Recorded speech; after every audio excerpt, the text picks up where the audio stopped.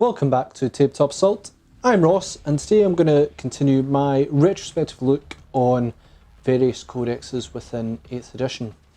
Today I'm going to do Adeptus Custodes. Now this one is for 2 School for Cool X, who, if they had their way, every second battle report would probably be Custodes. They comment in just about every video.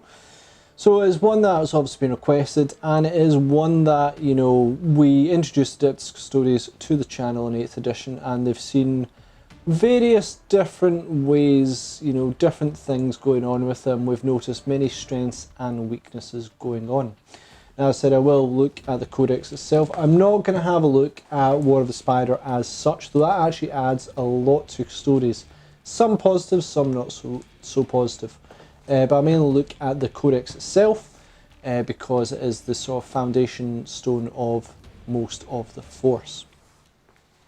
So, Adeptus Custodes, this is a tricky one. So straight off the back, but I've largely avoided talking about Forge World units.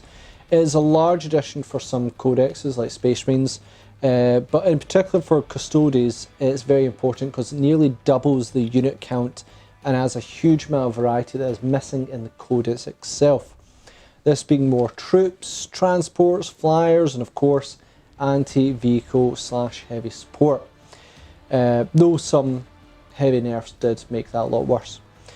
Custodes have introduced at a time of were introduced at a time of bringing many codexes, looking at of course Harlequins, Scutari, and Cult Mechanicus, though they are now one codex of Admech, and Deathwatch. Of these, a lot of Harlequins and Adeptus Custodes probably long term largely suffered, with Harlequins probably suffering the most. I would argue that maybe Custodes actually suffered more in variety, but both were quite poor on that side. Now, Custodes did have a fix. No other faction has probably had a focus from Forge World to try and shore up weaknesses as much, and it is largely appreciated that they did expand on this with the roster they have from Forge World. However, in this review I am of course focusing on the codex. I'm going to mention some Forge World throughout this, but this is trying to focus mainly on the codex. After all, we can help with Forge World, but it is very, very pricey and a bit everywhere in terms of its data sheets. It would be nice to discuss pure units just from the codex and reflect on the codex. Secondly, and this may be a personal hate, Custodes came out, you know, at a very odd time, you know. I think they came out just less than a year before Primaris. I think they came out roughly about the winter of 2016, and Primaris came out about August or July, somewhere around then, 2017. However, my point on bringing this all up is that Primaris Marines are roughly about the same size as Custodes, I think. And that to me just feels very, very weird. I don't like that. However, you know, Primaris shook up a lot of aspects from Old Marines, Firstborn to Chaos Space Marines, and they've had an effect on Custodes in terms of the model as well. You know, also to give you my view on Primaris, I do actually like them. Frankly, I thought Space Marines really did need a shake up, you know, to bring them a little bit more impressive. But you know, I just thought new tactical squads or something and some new vehicles, but that's for a whole new video for another time. I like Primaris Marines, but they did change up a lot of different factions around them. Anyway, let's look at Custodes. The Universal Rule. So this is where I feel Custodes fall down a lot. The Universal Rule gives a lot of rules, it feels, you know, army-wide, you know, your Death to the False Emperor, your Combat Doctrines, Bolter Discipline, Mob Rule, you know, can go on and on and on. So, you know, where Custodes also fail is that, in these special rules, is that a lot of it, you know, they do have their army overall one, and then they have their faction, you know, their Legion trait one, which only affects, you know, sort of their infantry and their bikers, which is not ideal. So firstly we'll talk about the Aegis of the Emperor. This gives you a 5-up invul and a 6-up ignore mortal wounds in the psychic phase when you suffer psychic damage. So firstly, rubbish. Basically you're given a Terminator save. Now I've been a bit against Terminator saves and their invul saves in 8th edition. You know, how AP works, it does not really do them that much good, and let me explain. If you have a 2-up save, which is common for Terminators, Custodes, then you will only ever get to actually use that invul save purely on -4 AP. Because anything that is AP -3, you know, you're just getting a regular 5-up save from your armor save, you know, 3, 4, 5. You're going to get your 5-up armor save. So it's only if you're hit by -4 AP, which for Terminators, that's kind of like pointless, you know. There's not that many things that actually hit you at -4 AP. If so, they probably deserve to fry a Terminator. It's just not common, so it doesn't seem that good. Yep, so let's quickly move on to why it's been important to continue this, is the Emperor's Chosen, which simply puts a +1 invul to max of 3+ on infantry and bikes. Again, this is the power armor variant where basically about, oh, you got power armor, well, it's only going to be your infantry, bikes and your Dreadnoughts. For some reason, where, you know, power armor from Chaos and stuff got their Hellbrutes and their Demon Princes, and Space Marines and original ones had their Dreadnoughts as well. Custodes didn't even get it for their Dreadnought. They've only got one and they didn't even get it, which is a shame. Fine, so what that does, that +1 AP, means that this now affects -3 AP. Which is fine because AP -3 is a bit more prevalent throughout the game, but still I just don't feel it's that good, and this applies to both Terminators and Custodes. So just mentioned, they also have the Swarm Guardian, which is sort of your objective control thing. You have a bit more priority. That's fine as well because basically, you know, you're going to get outnumbered in a lot of games, so having that sort of extra objective is good. Right, so let's speak about the saves. So one, like my thoughts on Terminators, the invul's idea needs to change. And I've fought with people over this, like, nah, like, this has always been the case. No, it needs to change. Like, okay, there's an invulnerability shield, it needs to change, and here's my suggestions why. You know, let Storm Shields give most of the invul or something. You know, maybe Custodes can still have an invul, but I think a better change would be what I think. That's a very, very, very bad sentence. However, these 2+5 plus 2+ save 5-up invul is not ideal. My view is that these units need to have far better endurance, and this should be done by having a natural -1 to the AP of any weapon to obviously, you know, no less than 0. That way, more of an armor save, it will be almost always beneficial. In fact, even with Custodes 4+ invul save, only -4 AP will actually be worse, because if you have AP -3, it still becomes AP -2 when you're subtracting 1 from your opponent's AP, which would bring you to the 4-up invul. So AP -3 still works out to be the same. It's only AP -4 actually becomes worse.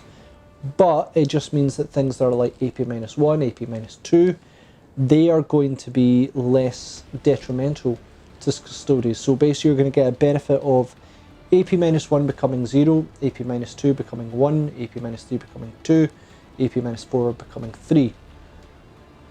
And I think that should be the way for Terminator units as well, because at the moment a 5-up invul and a 2-up armor save is just rubbish. It's just not ideal. So I think that would be a much better trait for Custodes. Maybe give them a 5-up invul save and then this -1 AP. But I think if you did that, they'd largely ever use their invul save. They would just straight up get their armor save. Maybe have an ability for them to get reduced damage. But I think if you did the -1 from your opponent's AP and damage, then you're going to have Custodes very, very tricky to move, which may be not a bad thing. In fact, if you're going to field, you know, roughly your army is going to be 20 models, maybe that's not a bad thing at all. The +6 ignore to mortal wounds in the arm in the psychic phase, look, that's not really ideal. They're expensive units. I hate 6+ ignore. It should be 5+ is nearly a minimum, especially when on expensive units like Custodes. Simply put, to be more useful, redo this from the ground up. Invul can be good, but when you have a 2-up armor save already, then a 5-up invul is kind of not so good. 4-up invul is not bad, but I think if you make your opponent has -1 to their AP value to 0, to a minimum of 0, I think that'd be a lot more beneficial. Fight me on that one if you want, but I think most people might agree. Warlord trait. Warlord trait's an interesting one and generally not bad. The defensive from Superior Creation and Radiant Mantle are kind of the go-to ones there. Emperor's Companion is okay, but really you're only rerolling 1 damage, as Custodes have only really like D3 damage, don't have many D6 damage, especially on their characters.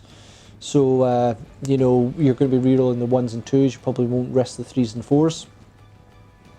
It's kind of, if we had D6 variety, we'd probably reroll that damage on occasion.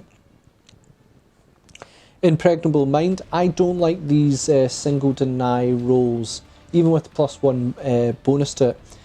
The example of a good anti-psyker is the Adeptus Sororitas Canonist with a null rod, and that's just a normal piece of war gear they've got.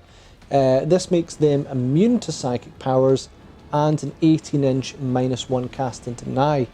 That is anti-goods. That is anti-psyker done well, in my mind, and that's just a piece of war gear. So a Warlord trait should be, in my mind, better than that.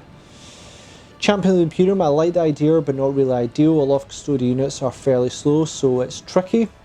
Also, not many.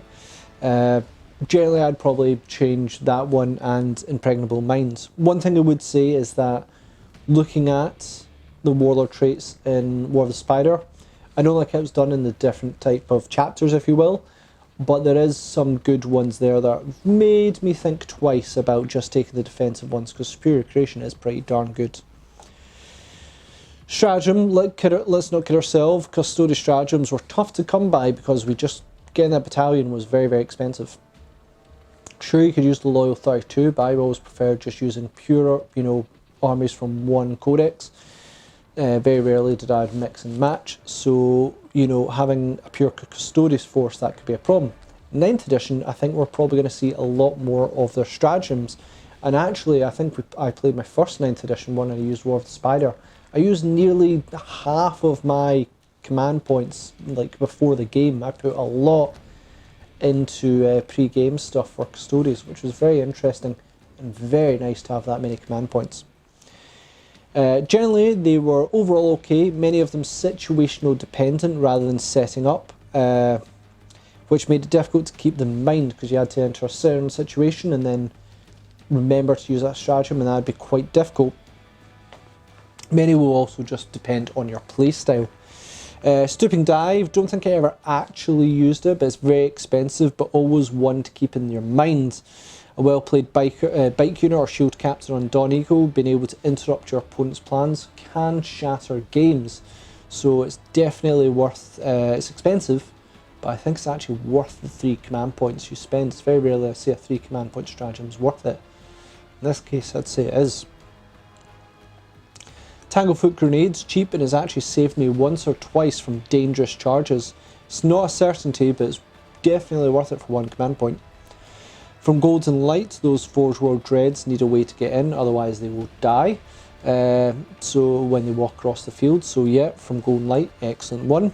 However, ones I would change, and here's a clue, it's usually ones with morale.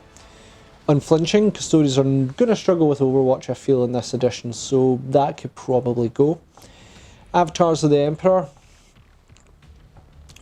It's nice to have to help other units, but kind of meh. I suppose it should stay, but you know, it's allies and I'm not game for that. Network Machine Spirit, we'll speak on Land Raiders later. Inspire Fear, make it -1 to hit, not -1 leadership in 3 inches, that's a bit low. You know, maybe if it's the attrition stuff, then -1 to that, then maybe, yeah, that's more relevant. But if I want to Inspire Fear, then it better be you've got too much fear to hit me, so -1 to hit, that seems a lot better. Sentinel Storm, a bit expensive for just Sentinel Blades. If I'm going to shoot in combat, I want it to be everything. So, you know, make it so that just about any ranged weapon can fire, that'd be really nice on an infantry unit. So yeah, there is some strong ones, but there's some ones need to be tweaked. The overall weakness is that, you know, not many of them benefit the Forge World units very well, which is a bit of a pain, but it is what it is. But War of the Spider did help quite a lot here, and there's many I've seen here that have done me quite well. Relics, overall, a lot of toys to choose from. I think there's like 13 or something. but not many of them are, not many of them are the best. Let's face it, how many of us just took Oryx Aquila and just called it a day? In a pinch, maybe Eagle Eye. The problem on this one is that for the Custodian characters, all of them do the same thing. They're all rerolling 1s to hit, and they're all getting in combat, with one of them doing it more successfully than others. This makes it hard that you can give them various relics, but when they all serve the same purpose, then it's hard for those 13 relics to really see use. If you had more variety of characters that did different things, then yeah, multiple relics might be quite good. But it's just not happening here, and I think that is going to be something we're going to speak about in a minute when we get to the roster. Summary of these parts. Overall, actually not bad. Stratagems are pretty good, with War of the Spider largely improving these. As I said, the problem is they don't expand on Forge World stuff, but still okay. The Warlords and relics are a bit limited. This is mainly more due to our actual characters rather than the actual choices they've got there. The special rules for Custodes for survival need to be redone. I get involved can be nice, but it's so easily avoided. Your opponent can just go, right, I'm just going to stack up in -2 AP and then loads of damage or loads of shots or something. They just know -3 and -4 is a waste of time. So that other option of just being a -1 to your opponent's AP, I think would do much better use. And especially when you're playing a game with 20 to 30 models, everyone you lose is a hard loss. So let's go into the roster. Special characters, Captain General Trajan Valoris. Interestingly, one of the people who have very little lore about them in the 4K universe, and this is one I really wish was expanded upon. I find that a very interesting view that he could have. On the tabletop, it's a bit tricky. This guy can swing like a beast, though D3 damage is not really appreciated. Frankly, I'd like it to be a solid 3. Me and David fought about this a lot. His ability to moment shackle is not bad, but arguably not great. Regain wounds I've never truly rated, though 3-up invul. No, it might not be hard, so it just might make him even harder to bring back. To bring down. Fight a second time or regain some command points. I think generally most people went for the command points. If I was to say anything here, maybe an ability for him to transport across the field would actually be much more better. Moment shackle to suddenly appear somewhere else. That would be really, really good and help up, get away from his slowness. Because nothing's worse than these absolute beatstick monster combat characters that can't go across the field. I'm looking at you, Abaddon. I suppose you can come in from reserve, so that's not bad. Trajan can't do that. The reroll hit rolls and wound rolls of 1 is great. If only Custodes had ranged weapons, then this would be absolutely great with him orchestrating firepower from the back. Obviously, we'll speak about the Calidus Grav tank soon. Basically when the Calidus came in, and when it was at its peak efficiency, you basically could have like 3 of them and Vixilla and Trajan, and they'd all be firing away like crazy. He'd be rerolling hit rolls of 1 and wound rolls of 1, and they would generally just destroy everything in their eyesight. So yeah, we'll get into the Calidus later, but he was obviously a key part of that backfield damaging units. I would also be hard pressed to request any more special characters for the Custodes. I feel it's not quite necessary. It'd be nice to have something from like the Shadowkeepers, a different set to the more spy side of Custodes, or the assassin side of Custodes. But I feel that what Custodes need and what other armies also deserve, that's probably not necessary. HQ, now this is a section that needs to be addressed. Spoke many times about this from data sheets. I think that I mentioned that in the Space Marine one. There are 7 different data sheets for captains, and that's not variety, that's just different slight bits of war gear. It's not actual variety in terms of unit function. This is extremely evident in Custodes, where in my eyes there is actually only one HQ, and that is the Shield Captain. All of them are much of a muchness. The Shield Captain, the Hilarious, are same but slightly different equipment and stats. But when you have the Dawn Eagle, that's when things really change. Giving you a devastatingly fast character, the Dawn Eagle is just so much mobility, power and rerolls, etc. And generally did very strong in 8th edition, that it was very hard to question, why am I foot slogging this other Shield Captain when I can just take a Dawn Eagle? in the future this badly needs addressed. Perhaps shield captains need to be buffed in a way where they can choose their aura ability, and that gives them a variety in different battlefield roles. At the moment there really is just one, which is reroll hit rolls and also hitting hard.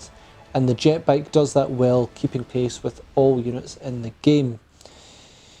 You know, there might be more use of them, you know, you might see more use of them with board control, shield captains being able to move into the midfield. You might see more of them then, but don't quote me on that one. Generally, the Dawn Eagle was a very good unit with shield captain Dawn Eagle, and I don't see that changing. It almost made shield captains, the foot-slogged ones, a question of why. Troops, just the Custodian Guard here, unless you can't forge worlds, which many do. Now, part weakness here is that their weaponry all does much of a muchness. You know, damage in combat does a little bit better here and there. Slightly better shooting with spear, but there's also the shields as well for defensive with sword. In 8th edition, it would be common to see 2 spears and 1 sword and board. Basically, the sword and board would tank heavier shots. If it's anything that was like -4 AP, then yeah, I would take it. Or minus whatever, -3 as well. Then yeah, I would take those shots. Now it's going to be trickier in 9th edition, because once you allocate damage to a model in a unit, in that phase you must continue to do so until the phase ends or that model is killed. That wasn't the case in 8th edition, where if the model was not wounded you could switch around. That is a slight difference now. But largely I still think it's going to be the same, where you're still going to, if you are going to take a shield, you're going to take 1 and now tank all incoming fire until it is dead. For variety, you do have the spears from Forge World, which you have the Melter one, which can scare a few opponents. You come up in a transport, jump out, suddenly you're putting out very accurate Melter shots into their face. That will be quite scary. So there is a purpose there. And then we do have the gun versions, which I've tried out recently, and I do find them a bit lacking. I just feel that the damage 1 is not ideal. I think they should be damage 2. I get that they're basically trying to be heavy bolter equivalents. But this is Custodes, they should be a little bit more. I get they've got their disintegrating shot as well, which is fine. But I just feel the general shots need to either be more shots or more damage, or frankly, possibly both. You know, 3 shots is just not quite ideal. Overall, kind of fine and kind of not. A variety in troops would be nice. The Bolt version from Forge World is good, but would love to have one just on Custodes himself from the box set. Maybe one that's designed to, you know, man walls. They're supposed to set up on ramparts, long range weaponry, where they're designed to stay on sort of ramparts and shoot downwards, because Custodes are a defensive force in a way. That would be quite cool. They're designed to be behind cover and then set up and then absolutely rinse down forces with ranged. That would be honestly very, very cool. How they look though, how it would work in lore and everything, I don't know, but would say in that one. After all, Custodes are meant to have all the sort of relics and war gear and stuff, some of the best of the best. So elites, this is an interesting one. Custodian Wardens suffered hard in this edition, putting them nearly point to point with Guard to try and justify them a wee bit. They could do well, but Guard fill that all-important battalion slot so you could actually get command points. I think in 9th edition that they may see more use, because you might be more incentivized to go for a Vanguard detachment and take these guys. I'm certainly going to be trying that out soon. There's less need to take Custodian Guard because the way that command points work now. But certainly in 8th edition, these were almost not even an afterthought, because you're like, I've already got a Custodian Guard doing a very, very, very, very, very similar role, and they are bringing in me in a battalion detachment, so why do I need more of the same thing? Now they do hit a lot harder with their axes, but they don't bring you command points. Vixillas have, for a long part they did well. The -1 tip was great. Cal's grav tank in the backfield, again, -1 tip. Stick that there, and suddenly those Cal's grav tanks are even harder to bring down. It would also be great if we had more backfield units. Again, more bolter variety units would be really, really ideal. Alarius do have a part to play. They do have golden light and the ability to target characters. If their grenades were just a little bit more damaging, maybe damage 2, then they would almost be a must take. However, again, they do fill a similar role of coming into combat and causing damage. But they do deep strike, they do come in from reserve. So that does make them far more appealing than Wardens. Venerable Contemptor Dreadnought. Well, it's a Dreadnought, but I feel it's a product of an easy win similar to Land Raider. It just doesn't feel like a Custodes. It doesn't, and it annoys me. Thankfully, Forge World largely fixed that. Forge World elites, as I said, are far better, or at least in the Dreadnought part anyway. These models fantastic, they look amazing, and they look like Custodes. I play the Aegis a lot, and sometimes it struggles, though I'm going to start taking them as part of the Dread host from War of the Spider, and that allows you, I think, for a command point, you can either do 1 unit for 1 command point, or 2 for 2 command points. So maybe it's 3. I think it's actually 3 for 2 command points, and you roll 3d6 in your charge, and you discard the lowest, which will certainly make my Aegis Dreadnought far more reliable. But generally the ones in the Codex, the problem is that they just do similar role to the Guard, and the Guard brought command points, and that made it very difficult, but overall they all just do very, very, very similar things. The Dreadnought I didn't rate because it's just a Contemptor painted gold. I didn't like it as a model, and I don't think it should be in the Codex, but thankfully Forge World has the back and really, really did some stunning models in them. If you've never seen a Custodes one like up in detail, they are very, very nice models. Next up we have the fast attack. There's a lot to mention here. We have the infamous Veritas Praetors, or the Dawn Eagle jet bikes. What a unit, expensive as anything in the game, but more than that, they can get the job done, though if your opponent sees them, expect the firepower to come their way. They've got ranged weaponry that is either anti-horde or anti-vehicle, your choice. Usually I go with anti-vehicle because at ranged, Custodes struggle to do so much, which is a shame. And then in combat on the charge, these guys will wreck most infantry or anything that's not toughness 7. Above that, they will struggle a little, you know, when it's above tough 7. A lesson I've learned the hard way. Expensive unit that can do well, but a couple of bad rolls and tough decisions will see your foe absolutely crush them as well. I've had them die to Tyrannid big creatures because I just could not wound them, and then they eventually managed to drag me down, and equally I've managed to swat them from the sky with Mortarion with relative ease. So they're not invincible, but then again no unit should really be. They are, however, good, though if your opponent brings the right weapon, they can die just as easily as any Custodes. Still though, speed, firepower and combat, these guys do the business, but they will be the first ones in the firing range when it comes to it, and they are very expensive. As for Forge Worlds here, where there's only 1 entry in the Codex, Forge Worlds have 3. They have more bikes, which is meh, depends on your variety. And they have the Palace Grav Tank, which I hear is not bad things. They are fairly cheap and manoeuvrable, which is not bad.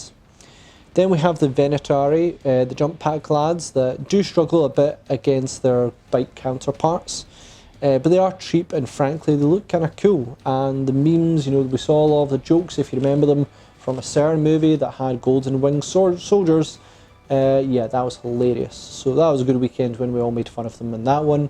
But it's just something a wee bit different. But again, you're in the slots with Praetor, with the Dawn Eagles. That's a tough slot to come against. Overall, it's a section that Forge World expands on, and which is great, because there's only one very good choice in the Custodes Codex, but one choice is not variety. Finally, we have Heavy Sport, like the Contemptor. I feel this is only here to fill a spot. It pains me, you know, Land Raider, it didn't serve people well in this edition, and the fact that Custodes got it to just fill up Heavy Sport really, really annoys me. Still, again, Forge World to rescue. We had the Calidus, which used to be great, then it took a nerf, and that all important going from strength 8 to 7 really did make a big difference, because it was sort of our anti, either anti-Primaris, very liable to take them out, or anti, vehicle. You're wounding most vehicles in 3s unless it was knights. When they got brought down to 7, it really did change their role significantly. But they were going, like, when people were playing Custodes, they were going, right, I'm just going to take 3 of them. Now there's a lot of people going, maybe I shouldn't. So maybe it was kind of warranted in a way. As said, at one point it used to be quite standard to see 3 of these, Trajan and a Vexilla, sit in the back and just gun everything down, left, right and centre. It doesn't seem like much of a change to lower that strength, but it really did make a big impact. We also have the Telemann, another kick-ass Dreadnought that I highly recommend you see. I've actually got one, painted, ready to go. Well, not ready to go, that's a lie. It needs to be magnetised because I've got all the weapons done for it as well. I'm just really rubbish at magnetising, but I'm hoping to get it done. Unfortunately, it's in storage at the moment with everything that's going on, so I don't have a chance to work on it at the moment. But when I do, I'll make sure to do so, because apparently Telemanns are actually pretty cool. And they look good, so that always helps as well. Dedicated transport, I mean, at this stage we're kind of done with the codex. They're done. I'm going to quickly speak about Forge World. The Kronos Grav Carrier from Forge World, cool, huge unit. I mean, it's a huge model for a transport, but it is so expensive. It's well above 200 points. Wherever you're transporting, better be worth it. Custodes are kind of generally worth it, but over 200 points for transport, that is expensive. And then Flyer, again, nothing in the codex, but Forge World saves again. These are pricey, but what do you expect from Custodes? And yep, they'll go after your wallet as well. These are cool. One of them is a transport one, fly about. I think it can drop, you know, quite a lot. I think 12 Custodes or 7 and a Dreadnought or something like that. Which cool, fly in, drop a Dreadnought. I know Space Marines can do it, but so can Custodes. And then you have the gun version, and a Custodes gunship sounds absolutely awesome. Sign me up until I looked at the price tag, and then I went maybe another time, because well, Forge World, big models, cost lots and lots of money. And of course, no fortification, which is a bit odd because these guys are designed to defend, but you know, maybe they shouldn't have fortifications, maybe they should be more orientated to defend positions. I don't know. So that's it for kind of Custodes. What is the strengths and weaknesses? What can I say the strengths and weaknesses are? The main weakness is lack of options. It's having a core codex where just about everyone does the same thing. And that ain't good. Now, they've done things to address that. You know, they've now brought Talons of the Emperor rules in, of course, War of the Spider. So you can get your sister silenced in. Something that should have been done from the beginning, quite frankly. And that gives you a bit of anti-psyker defense. But there still just feels something missing. You know, there needs to be heavy support for them that's not Forge World. There needs to be a range unit that's more of just their, you know, from their codex. This is something that it was very controversial when they brought out Custodes. People were like, "Oh no, that's not where they're about in the lore." Personally, I thought the lore was stupid. I was like, they're stuck behind the Emperor, yet they're partly trained assassins, diplomats, and everything. Nah, they should be the elite force going out that's beyond the elite, rarely talked about, even more so than Grey Knights and everything. Then there's actually a lot less Grey Knights. There's 10,000 Custodes and only 1,000 Grey Knights. But like, they should be going out doing the jobs that other people don't want to do in the Imperium. You know, you can send out assassins, but you can also send out Custode. You can send out a important message across the Imperium. You can send a Custode. You know, it's going to be very, very going to have a bit of weight to it. Obviously, we've seen cases of that now. Certainly, one of my favourite ones, War of the Spider. Its storyline between Death Guard, Fabius Bio, and the Custodes is one of my favourite Psychic Awakening ones I saw. You also had the Brazen Drakes, the story which basically the Custode tried to take out a Primaris unit going to, that had been called, you know, traitors because their faction that they were going to join were found to be, renegade, and the Custode tried to take them all out almost single-handedly. These heroic tales of Custodes, I actually really like that they've added them to the Imperium roster, but I just feel there's a lot missing in their codex that would really, really help them. Number one is characters. Though the characters are all heroes, they do all the same thing, and when they're on a Dawn Eagle, it's kind of difficult. So thanks again for watching. Please comment, share, like, and subscribe. Let me know what you think of Custodes. I actually play them a lot. I've got 4 games with them coming up over the next month and a half of filming. So I'm going to have a wee go with them, which is going to be absolutely excellent. Check us out on social media where you can see our upcoming projects. I am working on Astra Militarum because I got sick of Admech because painting those cloaks were breaking my soul, and I'm really enjoying a little bit of a change of pace. And of course you can check out Patreon to help support the channel, bring you more content, because we absolutely love doing so. So thanks again, and we'll see you on our Tabletop Assault Battle Report.